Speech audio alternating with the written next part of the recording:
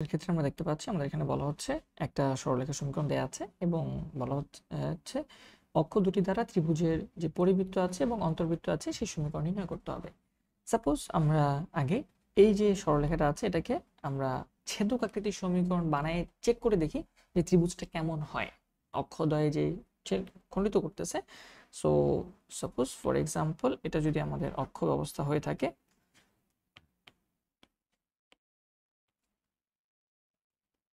তাহলে এই অক্ষ ব্যবস্থায় আমাদের এই সমীকরণটাকে যদি আমরা ভাঙানোর চেষ্টা করি, 3x 4y = 24, x by something y by something is equals to 1। এটা হচ্ছে আমাদের ছেদক আকৃতির সমীকরণ, মানে 24 দিয়ে ভাগ করো আর কি। তো 24 দিয়ে উভয় পক্ষকে ভাগ করলে আমরা পাচ্ছি x বাই 8, 24 দিয়ে ভাগ করতেছি y by 6 is equals to 1। উভয় পক্ষকে 24 24 24 দিয়ে ভাগ করলাম, তাহলে এটা 1 হয়ে গেল। এটা হচ্ছে 424, এটা হচ্ছে 3/24। ফাইন। তাহলে x অক্ষের খণ্ডিত অংশ হচ্ছে 8, y অক্ষের খণ্ডিত অংশ হচ্ছে 6। তাহলে আমাদের যে বৃত্তটা হবে সেই বৃত্তটা হবে বা যে সরলরেখাটা আমরা এখানে আঁকার চেষ্টা করছি সেটা হচ্ছে এরকম। x অক্ষে 8 একক, সাপোজ এটা হচ্ছে আমাদের 8 একক এবং y অক্ষে হচ্ছে আমাদের 6 একক দৈর্ঘ্য কাটা হয়েছে। এবং আমরা যদি বিন্দুগুলোকে একটু পয়েন্ট আউট করার চেষ্টা করি, ফর এক্সাম্পল এই বিন্দুর স্থানাঙ্ক হচ্ছে আমাদের a, এটাকে আমরা b ধরি মূল বিন্দুকে এবং এটাকে আমরা c ধরি।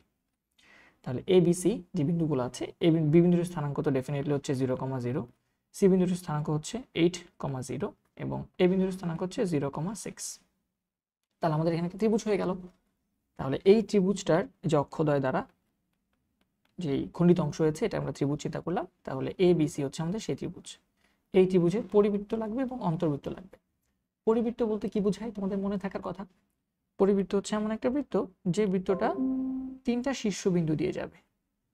তাহলে আমরা একটা এরকম বৃত্ত চিন্তা করি, সাপোজ এটা হচ্ছে সেই বৃত্ত। যদিও এটা বৃত্তের মতো হয় নাই, আমরা এক্স্যাক্টলি একটু বৃত্ত আঁকার চেষ্টা করি, তারপর দেখি ম্যাচ করাতে পারি কিনা।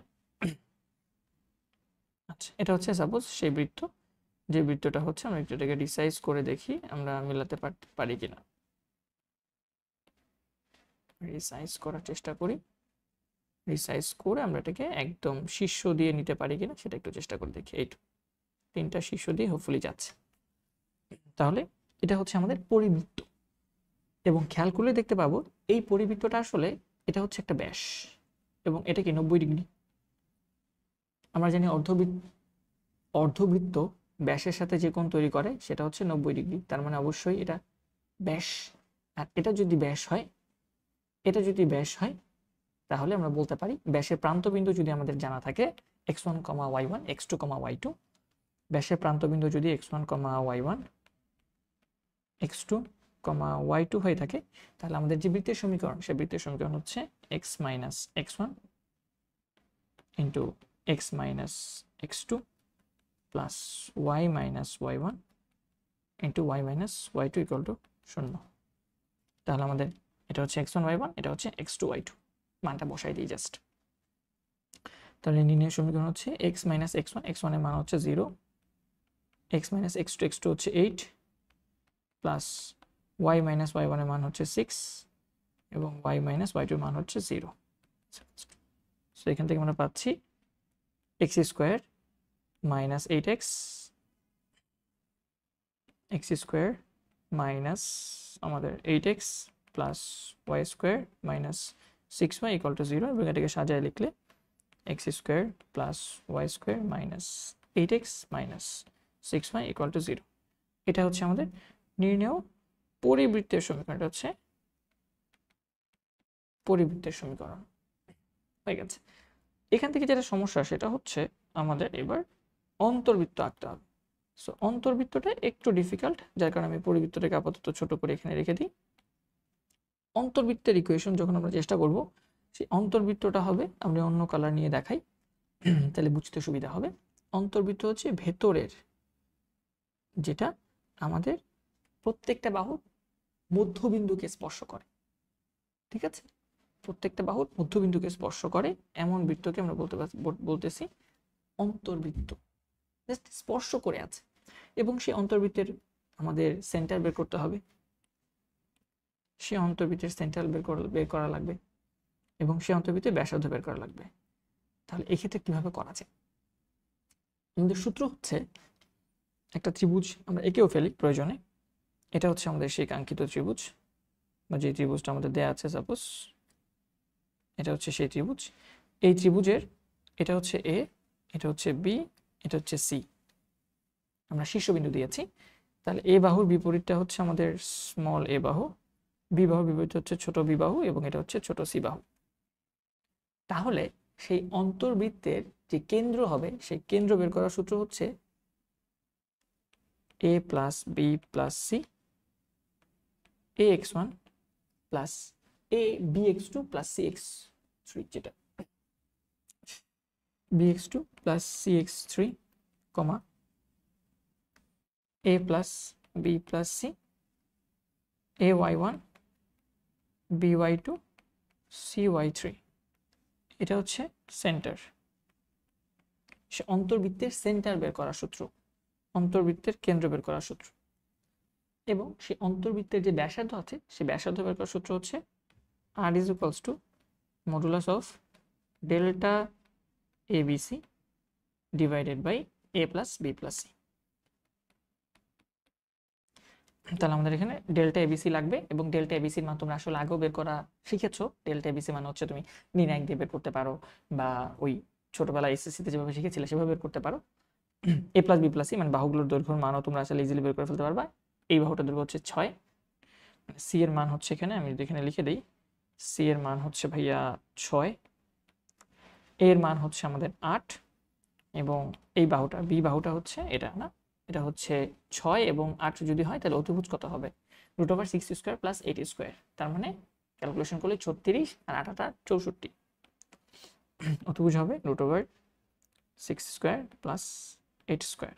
এটা হচ্ছে √100 মানে 10। তাহলে তুমি এ বি সি এর মান পেয়ে গেলা। এখন কি দরকার, x1 y1।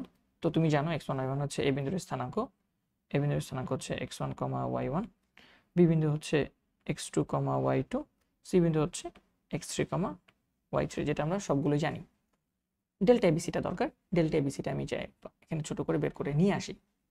So delta ABC এটা হবে নির্ণায়ক তিনটা বিন্দুর স্থানাঙ্ক। ধরো x1 y1 1, x1 হচ্ছে 0, y1 হচ্ছে 6, 1 হচ্ছে বটা, x2 y2 0, x2 হচ্ছে 0, y2 হচ্ছে 0, এবং এটা হচ্ছে 1, তারপর 8 0, x3 হচ্ছে 8, এটা হচ্ছে 0, এটা হচ্ছে 1।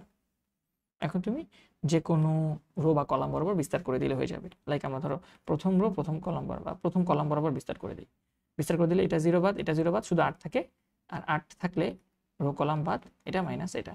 সো আমরা যদি 8 নেই তাহলে 6 মাইনাস 0, ঠিক আছে। এবং আমাদের ক্যালকুলেশন আসতেছে আমরা যদি প্রথম কলাম বরাবর বিস্তার করে দিই সেটা হচ্ছে 8 ইন্টু 6 মাইনাস 0, তার মানে 6 8 48 চলে আসে।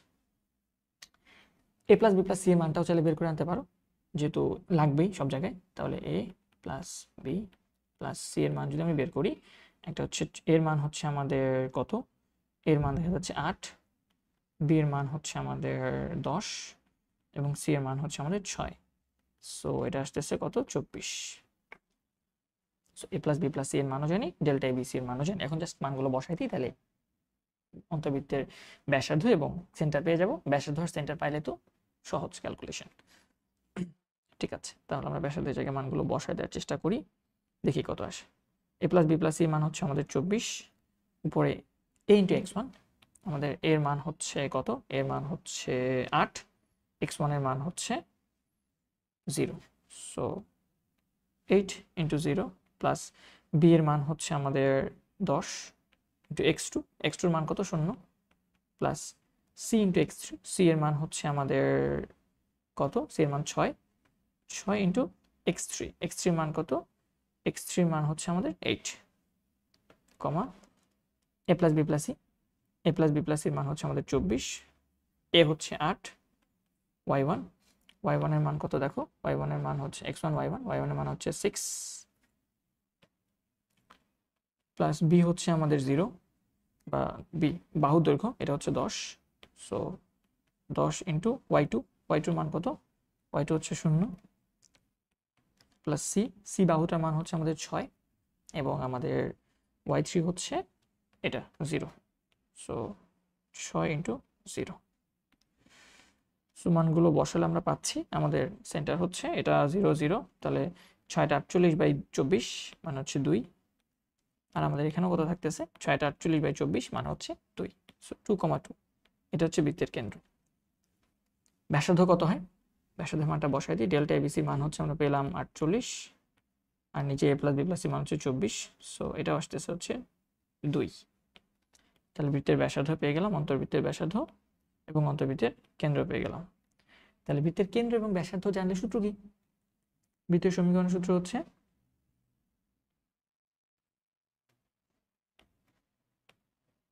x minus h whole square plus y minus k whole square is equals to r square। মানটা বসাই দিই। h, k এটা হচ্ছে h, এটা হচ্ছে k এবং r হচ্ছে ব্যাসার্ধ। So x minus 2 whole square y minus 2 whole square equals to 2 square। a plus b whole square সূত্র বসাই দিতে পারো। তাহলে এখান থেকে x square minus 4x plus 4 y square minus 4y plus 4 equals to 4। একটা 4 কাটাকাটি করে দাও।